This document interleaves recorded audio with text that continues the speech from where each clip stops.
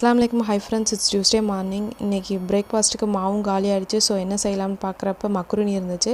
மக்ருனியை வச்சு ஏதாச்சும் செய்யலாம்னு சொல்லிட்டு ரெடி பண்ணிகிட்டு இருந்தேன். ஒரு கடாயில் மக்ருனி மூழ்கிற அளவுக்கு நல்லா வாட்டர் ஊற்றிக்கோங்க. 3/4 பதத்துக்கு வெந்தோன்னு அதை தனியாக ஒரு பிளேட்டில் எடுத்து வச்சுக்கணும். ஃபுல்லாக வெந்துருச்சு அப்படின்னா அதோட டேஸ்ட் வந்து மாறிடும்.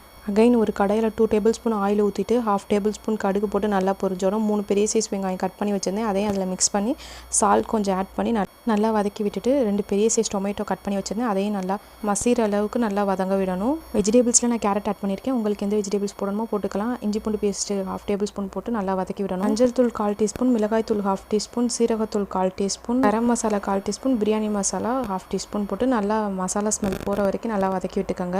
எக்கையும் அதில் ஆட் பண்ணி நல்லா கிண்டிகிட்டே இருக்கணும். கைவிடாமல் கிண்டணும். எக்கும் நல்லா வெந்து அதில் மிக்ஸ் ஆனவுடனே நம்ம வேக வச்சுருந்த மக்ருனி எடுத்து அதில் ஆட் பண்ணி நல்லா கைவிடாமல் கிண்டணும். அப்புறம் tomato sauce and soya sauce நான் வந்து ஆட் பண்ணியிருக்கேன். இது வந்து உங்களுக்கு ஆப்ஷனல் தான், தேவைப்பட்டால் போட்டுக்கோங்க. நல்லா கிண்டினதுக்கப்புறம் எடுத்து சர்வ் பண்ணி பாருங்கள். டேஸ்ட் அல்டிமேட்டாக இருக்கும். தேங்க்ஸ் ஃபார் வாட்சிங்.